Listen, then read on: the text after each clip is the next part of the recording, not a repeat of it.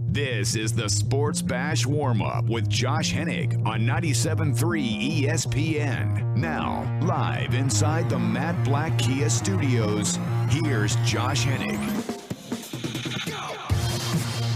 Oh my goodness. All this money talk lately has got my head spinning. Josh Hennig here, the warm-up 97.3 ESPN, hanging out with you here.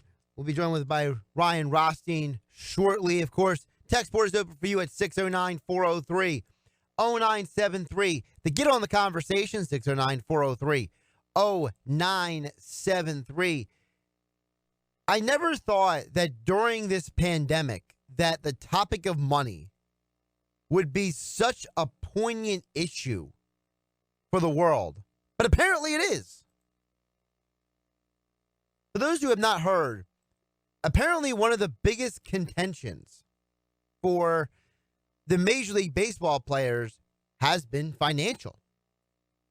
Meanwhile, for the NBA, it's a completely different conversation. I never thought I would ever have to talk about, like I said, the financial issues that we're in right now with sports.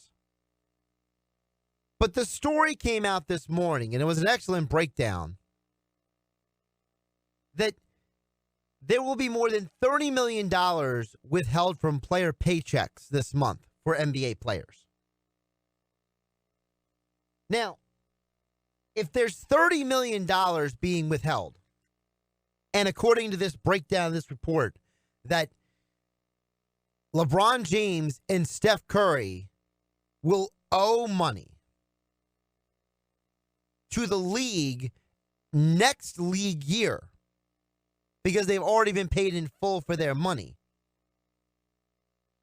I find it curious, the disconnect between the Major League Baseball players and the Major League Baseball owners, how they can't yet figure out the money situation, but yet the NBA players have already figured it out. And I believe we have Ryan Rothstein now joining us here on the warm-up. Ryan, can you hear me? We do, man. Is this all smoke and mirrors now with this story? Dude, I am very curious about this whole situation because I was reading this article this morning about what the NBA players are doing. And apparently this was agreed to not just yesterday. This was a week or so ago that they had this whole money thing figured out to the point where certain players are going to owe the league money next year in the IOU. But Major League Baseball players are crying about them taking any reduction. And it almost feels like, is there that much of a gap between the players and the owners in Major League Baseball that we didn't even realize it? Here's the thing with, LeBron and just the players versus the leagues. When this story came out, Josh, and when I read this, I can't help but think, well, do the players really want to come back, or are they just have their hands tied a little bit?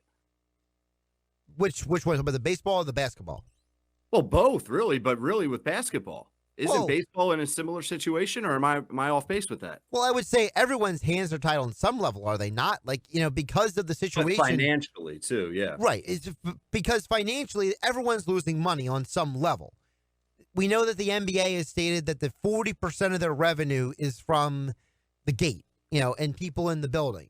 So we know that that chunk of the money is gone pretty much for the rest of this year, the playoffs, and potentially at least for the beginning of next year. We know that baseball players, they have more games than the NBA does, so their gate and their revenue stream is completely different structure because there's no salary cap as well. I just find it curious that one group of people are like, you know what? We get it. We're all losing money. We're all on board. And another group of players are saying, like the Rays pitcher Snell, Blake Snell, hey, man, if I'm not getting paid, I'm out.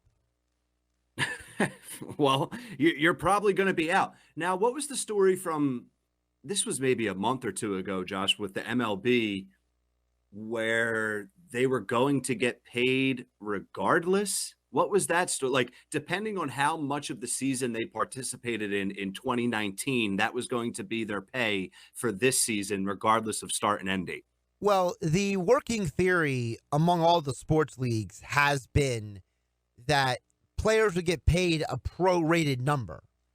So, for example, if you're making $30 million this year, like Mike Trout, over 162, but you only play one, instead of that, you play 82, as been proposed, then you would be paid on what the games would be for that number. So, instead of 30 for 162, the equivalent for 82. That was the original working theory. And baseball was still paying the players, paying people who work for the organization back in March and April as they tried to figure out when or if they would come back to play. Now, baseball comes out with this proposal and says, hey, listen, we want to give you, we want to tell you, here's the delineation of how the money breaks out.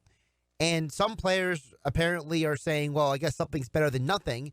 But a guy like Blake Snell is like, hey, man, I need to make money. So if I'm going to go out there and play baseball during this pandemic, I should get a full check. Well, and that's where it's kind of like you can't have your cake and eat it too. That's how I look at it. Like, well, if I'm going to play, I should get the full check. And listen, I understand it. You're working, you want to get paid, you want to get things back to normal, but this isn't a normal circumstance.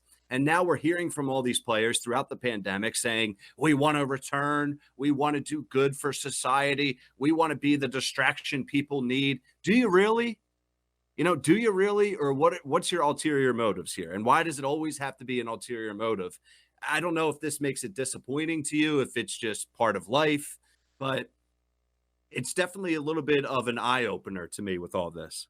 Yeah, and frankly, whether people want to admit it or not, it's frankly a little uncomfortable because if a guy like Blake Snell is really that serious. Now, he's come out following his Twitch stream, by the way, and tried to backtrack some of his words saying, I know I came off as kind of greedy, but I was just being honest in the moment. Listen, you can't backtrack it. It's already on the internet, man. It just feels very out of touch that you have the NBA players agreeing to what, Bobby Marks and Adrian Wojnarowski of ESPN are calling a temporary pay cut plan by 25% across the board. And that players like LeBron James, Steph Curry, John Wall, Blake Griffin, and Paul George have already paid in full, and they will owe their team's money back starting November 15th. It just feels like, on one hand, you have a group of players who are like, we are legitimately in it because we want to play, and another person who's saying, hey, man, it is all about the money. How does this complicate things, Josh, in your mind? I think it's incredibly complicated because, and Ryan, let me know what you think about this. If you and I are having a meeting, right? And let's say, I'm the owner and you're the player, right? Yeah. And my contention is, hey, man, the pot used to be, and I'm just throwing out a number, $10 billion. And now the pot is $5 billion. So I need to pay you accordingly to that pot because in our agreement, it says that you get paid a specific percentage of the revenue shares. And you turn to me and say, but I signed my contract to get paid this much money and I'm not budging. Who's really in the right in that situation? I don't think either of them are wrong. Is that a cop-out? Like, I don't think it's fair to deem players right, owner/team is wrong. Like, I think what would have to be done in my mind here, if I'm the owner of a team, if I'm a franchise, or if I'm the commissioner and I have to communicate this to all the owners, I have to say, listen, this is what we're going to have to ask the players to do. They're going to have to give us X amount of dollars, depending on who it is or whatever the dollar amount is. But we have to figure out a way on the back end to make all of this right. Like, this is a very unique, unusual circumstance. I think fair is thrown out the window. Like, a lot of things are not going to be fair for the players and even for the teams and the owners, but they have to work together to make it right. And if the owners or teams are not willing to work together, that's when we're going to hit a serious snag in all of this. That's how I look at it. 609-403-0973 is the text board to join the conversation.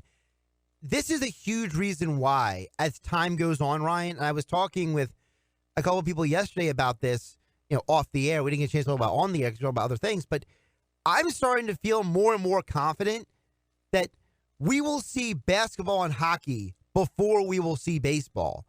Because, and I get it. Listen, guys like Jeff Passan, they're telling, look, this is just a temporary snag in the talks, and there'll be less than 100 players who refuse to play.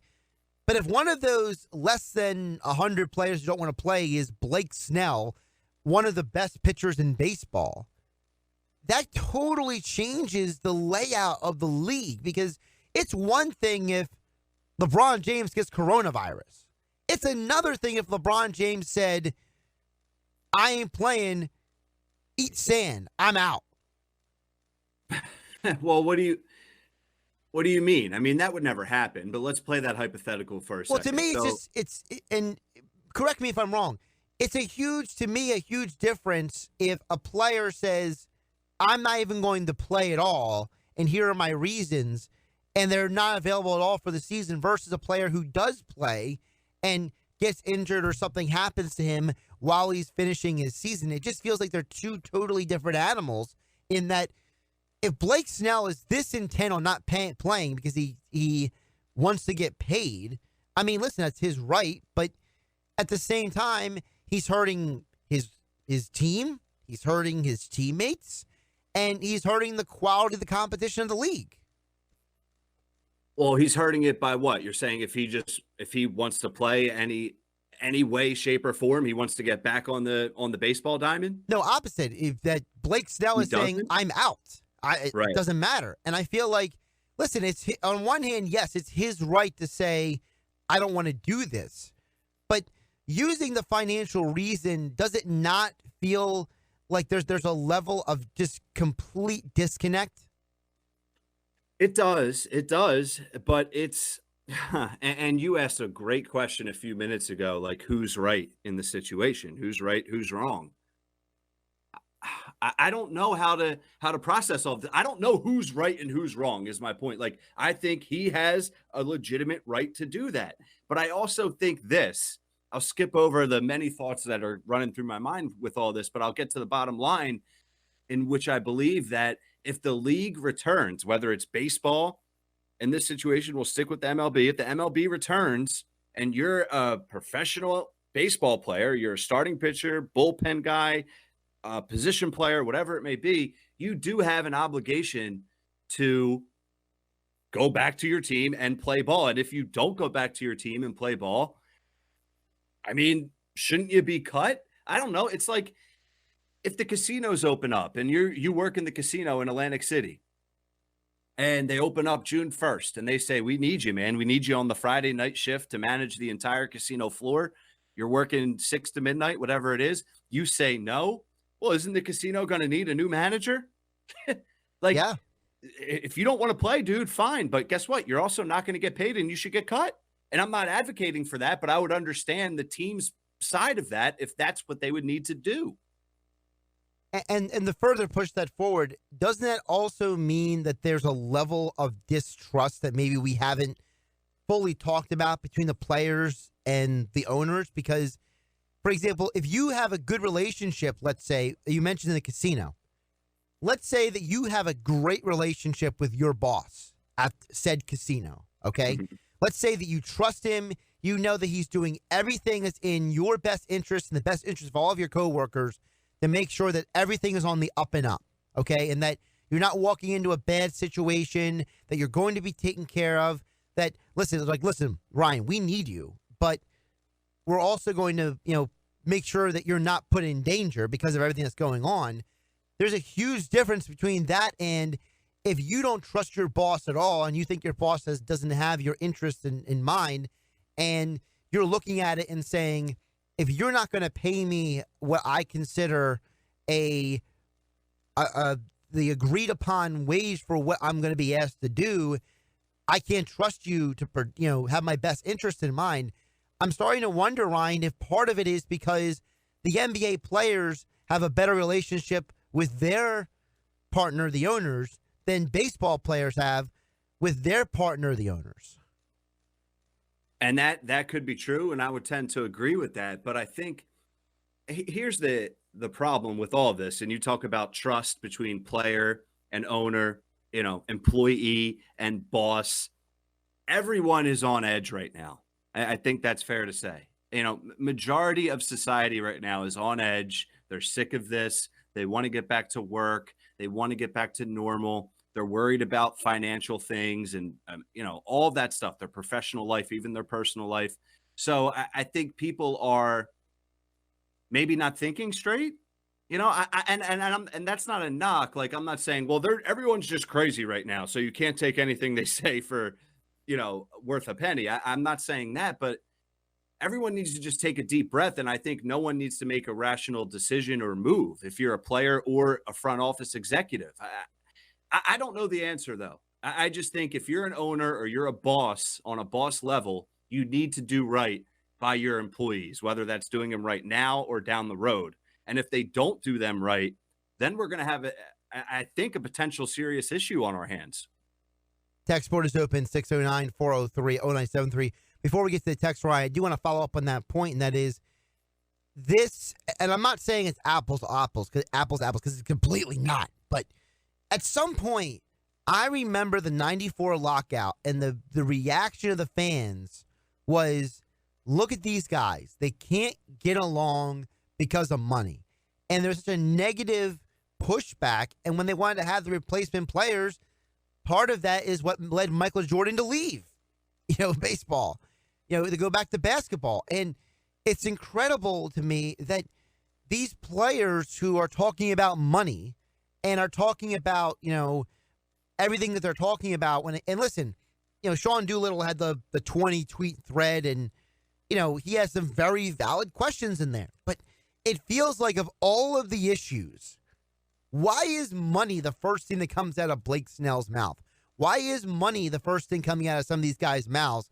It feels like that maybe, just maybe, that there are much deeper issues in baseball than we ever realized. And if these basketball players are willing to be like, yep, I'll sign off, I'll give you money back about 8 months from now. Like, you're talking about LeBron James and Steph Curry giving back like hundreds of thousands of dollars in IOU in their next paychecks next year. Like, that's a lot of money. I don't care who you are. So you have one group of players who are like, whatever, let's get the season going. And another group of players who are like, I'm putting my foot down over money. It just, to me, screams what kind of poor relationship is going on here. And I know baseball has a CBA that's going to expire soon.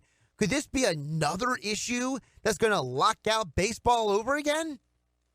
And here's another just little note for all this. I think the average fan, or the general public, I should say, like you mentioned the 94 lockout, and it's a bad look at times when professional athletes come out and they complain about money and salary.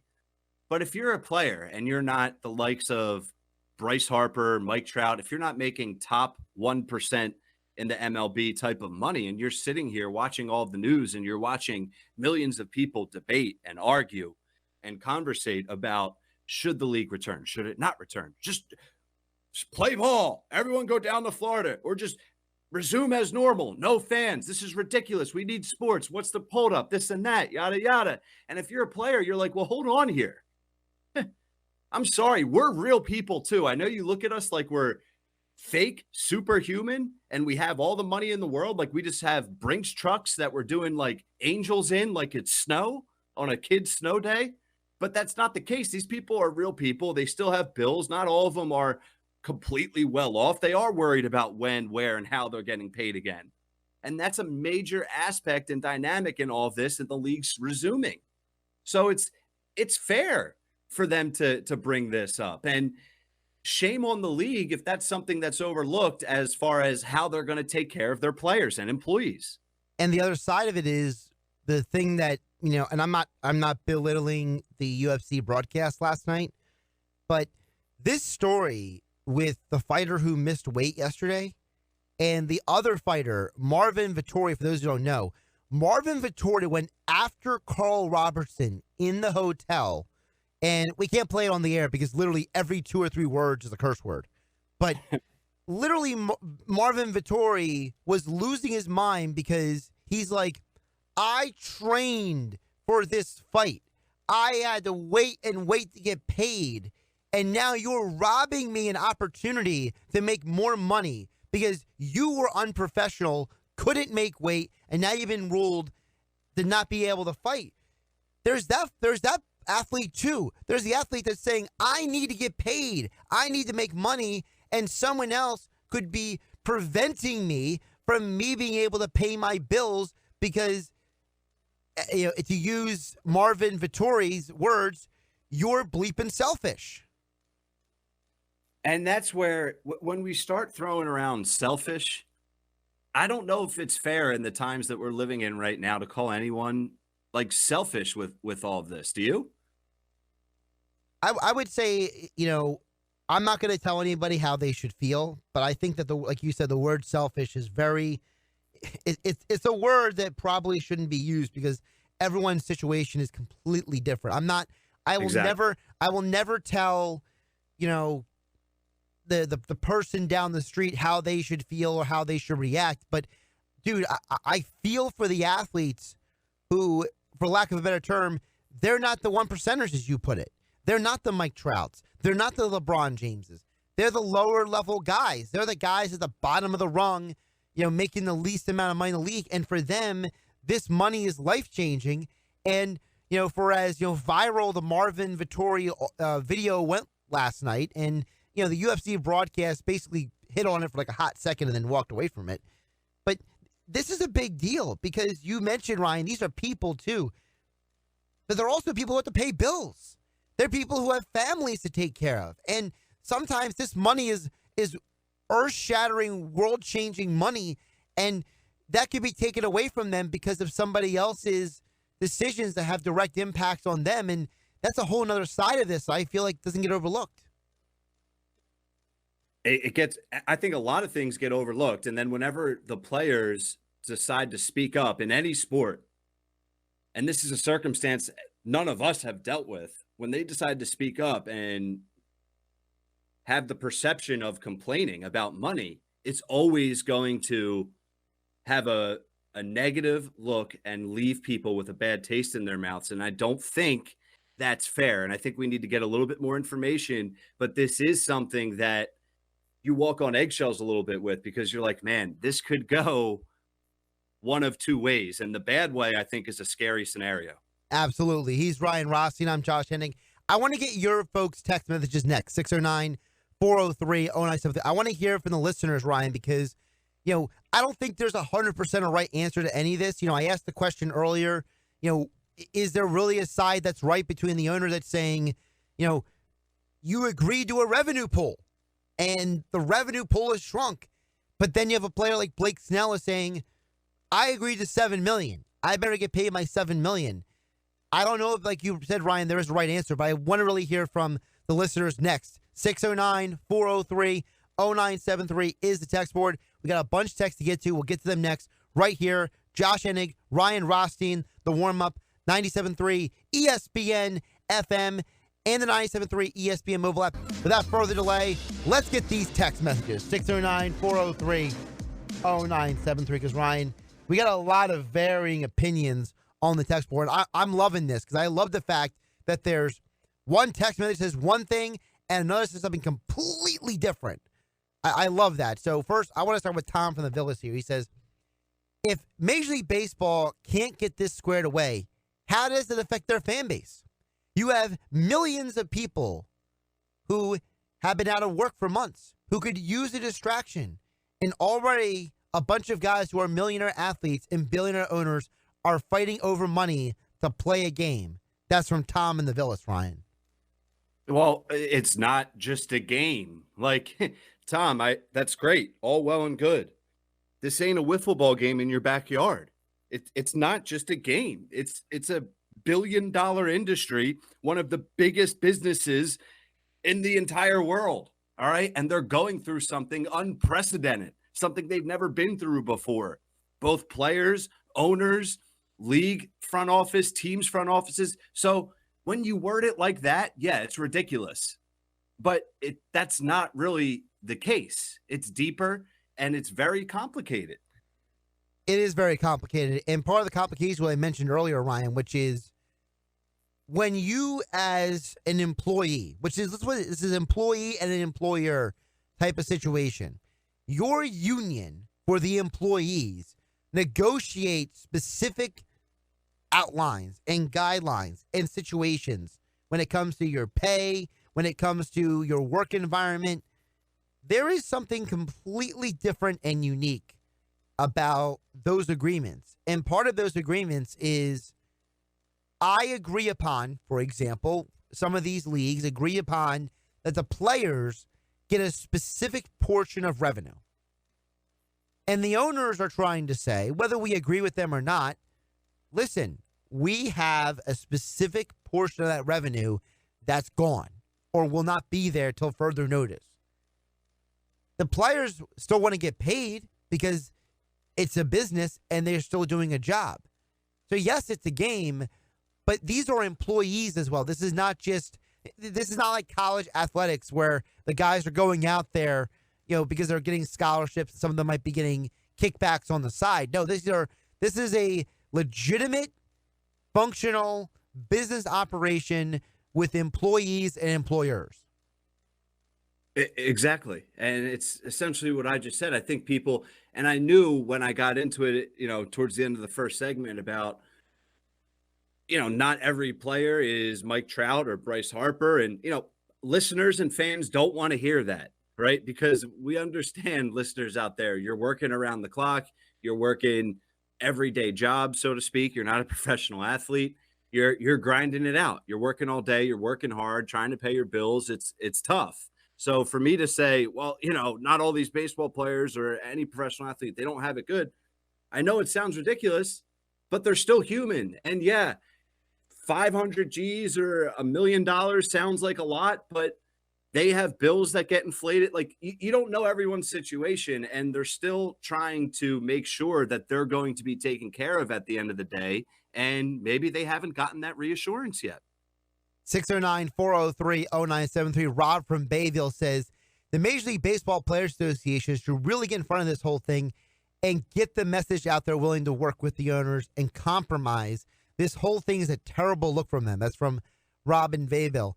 I think part of the problem, though, and you tell me what you think of this, Ryan, is that, yes, it's the union's job to represent the players, but an individual can feel differently about this. For example, one of the news stories that came out yesterday was the WWE is going to have the Intercontinental Championship on SmackDown, for example, be up for contention. And the reason why they're having that is because the guy who was the champion, the character Sami Zayn, he doesn't feel comfortable competing in this environment. So that's one person. So, yeah, the rest of this roster, this WWE roster, is saying we're comfortable with what's been put in place for us with testing and with this bubble environment, because they're basically just living in the performance center down there. They have their own built-in bubble environment, which is, they're a business and they invested in this for this part of this reason. But if one person doesn't feel comfortable, it's not fair to say that it's just the union's job to represent everybody. An individual may not agree with the collective majority. Exactly. Just because one voice could be louder than the group or could be the only one that's speaking out, that doesn't mean that's the direction of the MLBPA, right? But he says it's a bad look for the Players Association. I would say, if anything, if all things were equal, like it's going to be a bad look for the league. It's going to be a bad look for the MLB trying to figure this all out. Like the players, they have a right to be worried about getting paid. They have a right to question if they need to give money back or make less money or like anything that's not the norm for the players as far as salary and income. Who the heck are we to look at them and say, oh, look at that guy, he's being ridiculous? You would be doing the same exact thing, I promise you. It's funny you say that because Dan from EHT brings in a totally different perspective. He says, guys, I make, and I don't want to say how much he's making because I feel like it's a little bit of a, just because he put the numbers in the text message, I'm not going to use the exact number. So I'm going to, Dan from EHC, I'm going to use different numbers if that's okay with you. Dan says if a guy makes, it's not Dan, but if somebody makes $40,000 a year, can they seriously go back to the same job for $20,000 a year? I say no. Baseball has the strongest union in all of sports. Snell unselfishly needs his money. Why should an athlete risk his life for us to be entertained? So there's a lot of information there. First of all, and I understand where Dan is coming from. He's saying, listen, if you agree to a job that's paying you one number and they're asking you to play for half of, 1/3 of, 75% of that money, that's an individual assessment that you have to make. My counter to that, though, Dan from EHT, is to say that if you're someone who maybe you don't have the opportunity for another job, some of these players, they feel like this is their only source of income right now. There's a lot of people out of work. So if their only source of income is to make less money than they agreed to, they may have to, deal with that and make a decision. That's what the NBA players, for example, are doing. They're already admitting and saying, look, we need to make money. We don't want to lose money. We're not in a position to lose money. So, maybe Snell, yes, as you said, he's being unselfish. He needs his money, but at the same time, maybe somebody else is not in a position to put their foot down on this issue. Like, who would be in a position to put their foot down? Are you talking like from the player perspective? Correct. Yeah. It's it just needs to be talked out, I feel like. Like I said before, the league needs to figure it out and say, okay, if and when we pay you less and return to play baseball this year during the pandemic or after, however you want to phrase it, we're going to have to give you 20,000 instead of 40, just making up numbers. But on the back end, we're going to give you 60 instead of 40. That's easier said than done, I understand, but something needs to be worked out. I don't think 100% of the players are going to be on board with a scenario that involves you're going to get half of what you make or whatever the number is, less than what you make, and that's the end of the conversation. That's not going to go over well.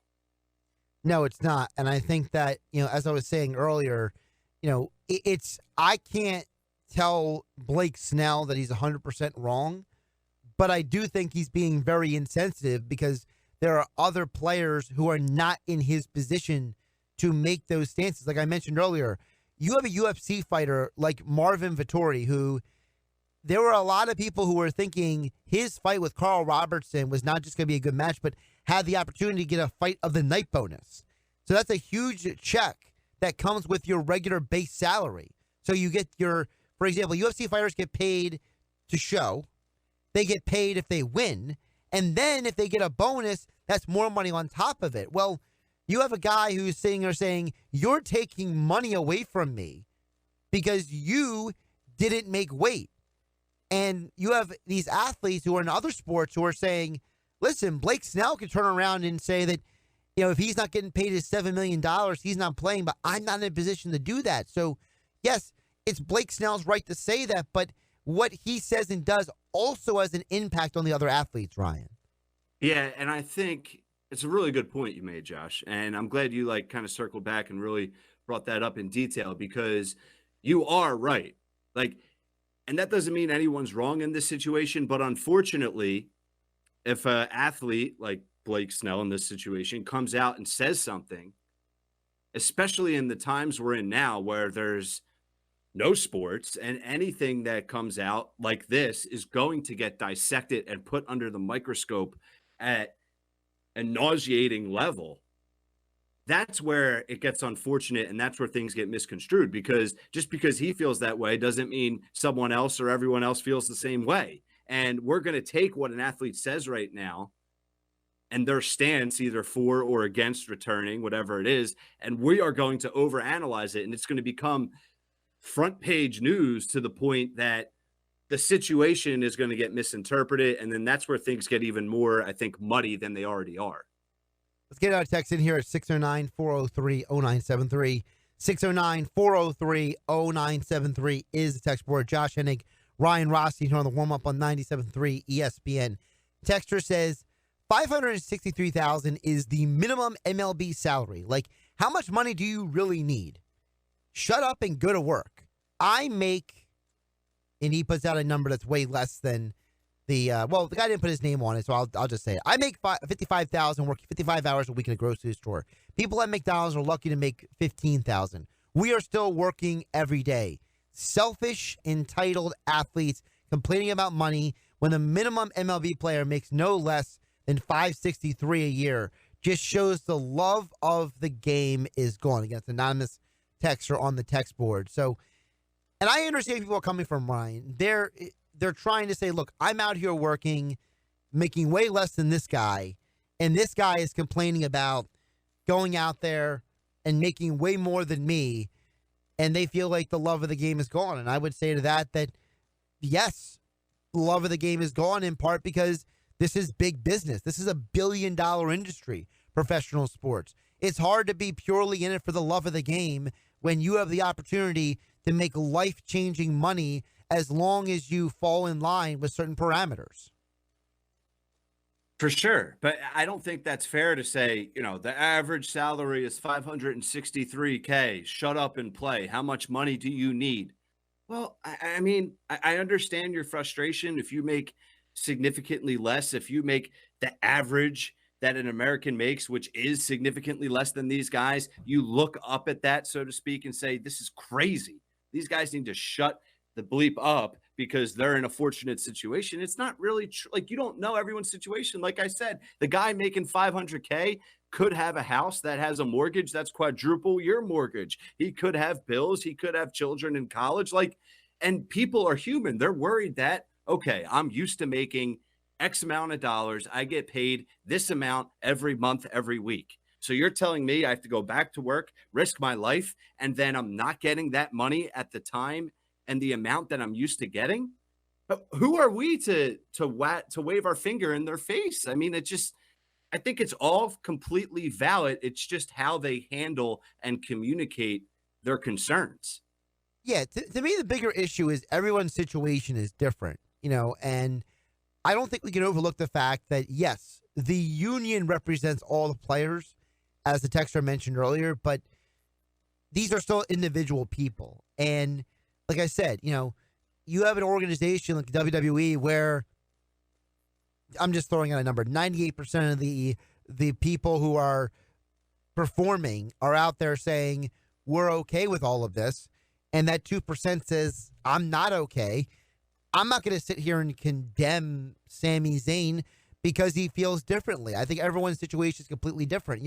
Roman Reigns is not competing. Why? Because he is under the category of his immune system is compromised because he has had the threat of cancer, leukemia. That's a serious thing. So I don't know all of Sami Zayn's personal situations. I don't know all of Blake Snell's personal situation. So it's not always just about money. There may be totally, completely different mitigating factors as well. There absolutely is. And just to be clear about a few things I said, the players have an obligation to return, but that doesn't mean that I don't understand and can agree with someone that does not want to return because they're making less money or the money changes. I just want to get that clear because I know a texter just chimed in and said, I contradicted myself. I don't think you're fully listening. I understand both sides of the fence, and that's the point that I'm really trying to make in this grand scheme of this conversation. Right. Well, it's the point that, contractually you are obligated to fulfill services to get paid X number of dollars. But at the same time, you have the right to say, I'm willing to waive that money because I don't feel like I can execute said services in this environment. So those two realities can be one and the same. Exactly. He's Ryan Rothstein. I'm Josh Hennig. More your text messages coming up, 609-403-0973. And also next, I mentioned the UFC fights last night. I was watching the fights, and there was something that happened last night as well that I think is a bigger topic that I don't think gets talked about enough when it comes to sports. That's next. Josh Hennig, Ryan Rothstein, 97.3 ESPN FM and the 97.3 ESPN mobile app. Ryan, I mentioned this before the break. So anybody who knows or has listened to me for any period of time knows I am probably one of the biggest MMA fans, aficionados on the radio. And last night, I have to admit, was the first time in my life that I can recall being uncomfortable watching an MMA fight, because last night, the way Glover Teixeira, a former contender for the UFC championship, was pulverizing Anthony Lionheart Smith, another former contender for the UFC championship, was very uncomfortable. And I understand that for a lot of these guys, this paycheck was very important to them. I understand for a lot of these guys, making this money, because, UFC athletes get paid per fight. They don't get a salary every other week. It's if you fight, you get paid. You show up, you get paid. And I understand there's a lot of pride that goes into this. I know that Anthony Smith had a home invasion just recently, about a month and change ago, where someone invaded his house. He had to defend his family from a home invader. But the way Glover Teixeira was dominating him, that was more than just a dominant performance. That was literally Smith's corner and the referee letting him take abuse and punishment that was completely unnecessary and compromised the job of the referee and the job of the athletes' coaches to protect them. And they didn't protect the athlete last night, which was completely opposite of what happened on Saturday night, where they prematurely stopped the Dominic Cruz-Henry Cejudo fight. So within just days apart, you have one fight where they stopped the fight prematurely, where the fighter is getting to his feet, and then a few days later, you have a referee who refuses to stop the fight with the abuse this man was taking. And I understand these athletes are competitors, and I understand they want to go out there, but doggone it, I feel like there was a complete betrayal of Anthony Smith's trust in his corner and in the referees and in the doctors last night are protecting him from himself. See, I'm an average or casual, MMA UFC fan, Josh. So I had this question written down. What and when is too far? Because for me, I'm just going to explain real quick how I looked at it. Mm-hmm. For me, I'm an average fan. So it's like these guys are warriors. They step into an octagon with another man and only one man walks out victorious. And it's a vicious, brutal sport. These guys take a beating. So for me, I don't really know where that line is of, okay, this is too far, and the other side of it being this is kind of part of the sport. I mean, at first, I was impressed by his toughness. I actually said out loud watching the fight, oh, it's over. He's done. He's knocked out. And then I was like, wait, he's still like defending himself and moving. The ref didn't stop it. And then all of a sudden, the fight just kept going on. And then all of a sudden, a couple minutes later, I realized how ugly it was getting. And then in my mind, I'm like, well, we complain all the time about these refs stopping the fight too early, like you mentioned. And now he didn't stop it at all. It's like we're always going to complain, I feel like, and I'm not advocating for it, but I'm kind of just genuinely painting the picture of how I looked at it and want your thoughts on all of that. You're right. These are warriors. These are guys who put in an inordinate amount of time to go out there and compete. But it's also the job of the people around them, their coaches, the ref, the doctor ringside, to protect them from themselves. One of the things that, Dr. Tom Mayer mentioned, we didn't play the cut yesterday, but maybe we can get to it tomorrow, is that, it's his job to protect the athletes from themselves. Well, I felt like no one protected Anthony Smith last night, Ryan, at all. Yeah, I mean, I feel like that too. And I think at the end of the day, I'm not mad at the ref or, blaming any fault on him. But the corner at the end of the day should have thrown the towel. When he said his teeth were getting, knocked out and falling out and he couldn't feel anything, it's like, all right, call it. Yeah, and it's the complete opposite of what happened with Marvin Vettori. Marvin Vettori didn't get a chance to fight at all last night. And you have another guy who is willing to basically be completely abused just to get paid. It's amazing where we are right now in the middle of everything that's going on in the world. Yeah, it was scary stuff, man. I hope he's okay. He's Ryan Rothstein. I'm Josh Hennig.